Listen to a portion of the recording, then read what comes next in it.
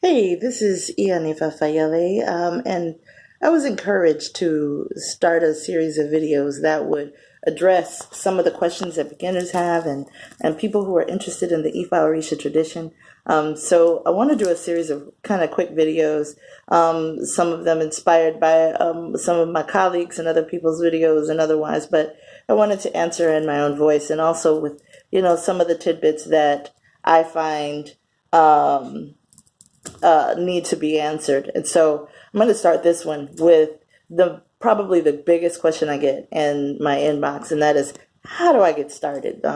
Many people, they either have dreams, they've read on the internet, they've seen something that have mentioned the Orishas and Ifa or otherwise. It is becoming definitely more prominent on the internet and so on. And so people who are trying to find themselves looking for where their ancestry keeps lies and where they came from, the spiritual practices of the ancients and so on. So they're looking and they're wanting to know, where do I get started? And it's a loaded question because there are so many options, and there's some things that you should do, some things you shouldn't do. So I'm one of those that I believe in research. I'm a researcher. I say research everything and believe nothing. Um, and the reason why I say that is because there's so much, you can never really learn a whole everything, but everything that you hear, see, even read is not always true, right? So research everything, believe nothing. The truth is that you're not going to be able to get through this tradition without a mentor of some sort. Some people call those mentors godparents, aluos, ajubonas, and so on, once you're initiated and so forth. But essentially, you're going to need someone to help you to get started. What you don't need to do is make it up.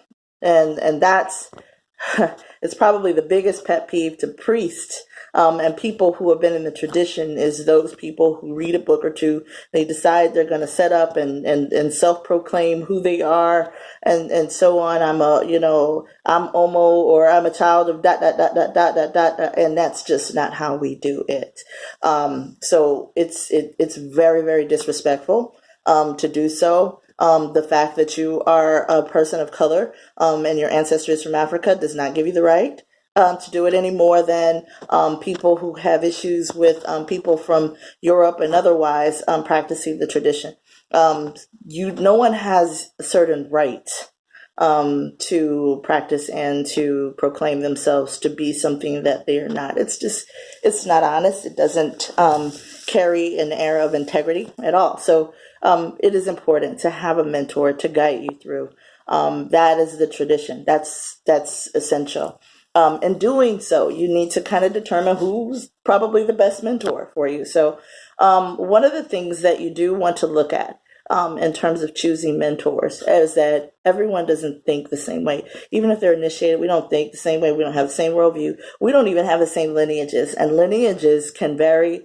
Both diaspora lineages, things can vary from house to house, things can vary from town to town in Africa. So lineage also plays a huge part, because there's some lineages that do some things and other lineages that don't do other things. One of the things that drives me nuts is when people have there's some things that are so absolute that it supersedes their ability to see that, that's just one lineage, and it doesn't make it truth, right? It's how you have been taught and so on. And it's no disrespect. You have to respect the lineage that you're taught and so on. But there is a tendency sometimes to be very judgmental of other lineages that don't practice that way and so on. So everyone has a reason for why they choose what they choose and what they've gotten. And it's important that we respect and honor that, but also recognize that there is some fluidity, and that our ancestors are fairly adaptable. So,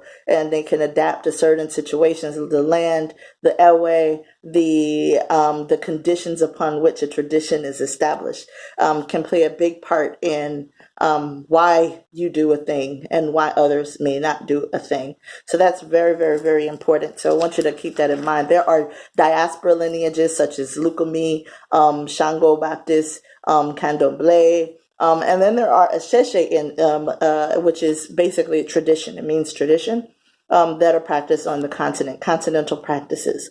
And then there are those who are what I would call probably a Sheshe diaspora, which means that they practice the tradition as based in Africa, but they also incorporate their diaspora experience, their diaspora lineages or ancestors, and some of those traditions, and so on and so forth. So I would say that probably in the United States, especially among African Americans, you're probably going to find, even those that are practicing the Sheshe, it's probably going to not be identical as those on the continent. It'll probably be mostly practices that are practiced on the continent, with probably an add-on from two from being in the United States. We have 6 or 7 to 8 generations. For me, it's 8 generations in these United States from my maternal line. So it's important that we incorporate and we honor all of our ancestry and not just some of it. So you'll find that as well.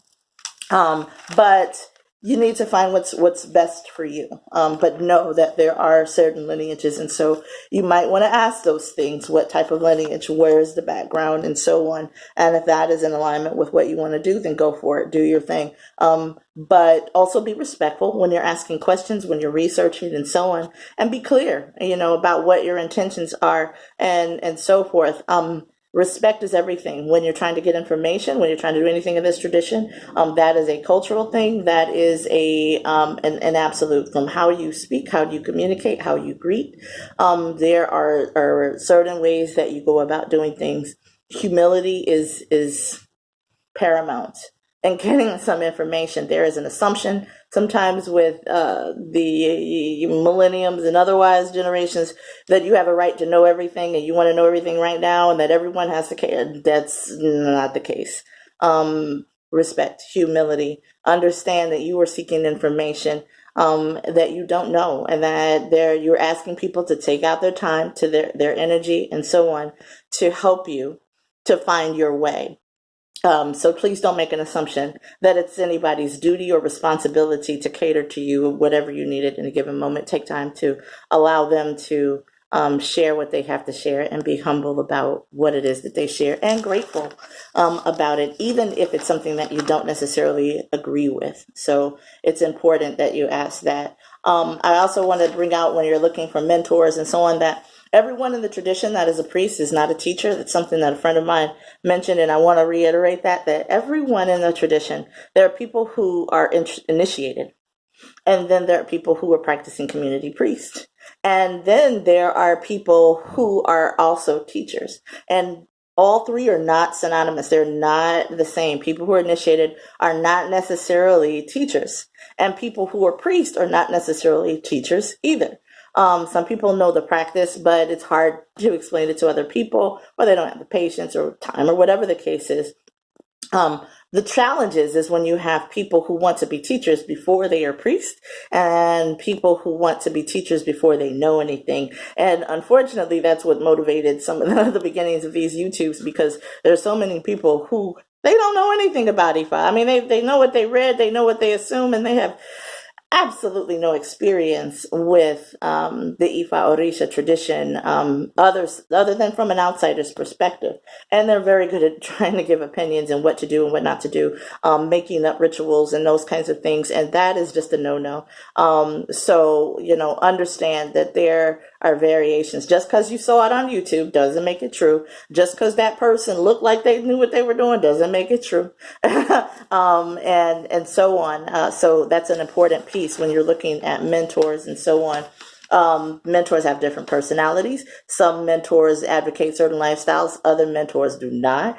You want to know that if there are some things that are very, very, very important to you. I also want to mention that mentors don't necessarily have to be in the city that you're in as well. So a lot of people are looking directly in their city, and sometimes that's not the best fit for you. It doesn't mean that it's not, but it doesn't mean that it is either. So my mentors, all of my mentors in fact, only one of them lives in the city here, and half the time he's in Nigeria. So you don't always have mentors in the city. What you want are people who are going to be consistent and people who are going to support you. So in that case, if you're looking, there's different things that you might be looking for. if you're looking for community, if you're looking for that cultural thing that bring people together, then yeah, it's probably more important to find someone fairly close to you. And that could be if you're willing to drive up to 3 or 4 hours. People sometimes drive up to 5 hours away to make certain rituals and so on. If you're looking for community, if personal development is more important to you, then it may not necessarily be a matter of needing to have that mentor immediately there. You'll need to see them at some point, but it may not necessarily necessitate that you need them there right then. So those are things that you might want to consider as well. Sometimes you might vibe with someone and they just might be at a distance. But the person that's closest, may not necessarily be what you connect with and so on. And that's okay as well. These are just considerations for you to have as well. So I've got a list of things that I wanted to go over, and I think that I have covered most of those things. Yeah, I did. So I'm going to finish off this video and I'm going to continue with some other videos later on. Feel free to check out my website, ayelekumari.com, AYELEKUMARI.com. If you have any further questions, or you want to know a little bit more, I have a blog that has a lot of information on it as well. Take care.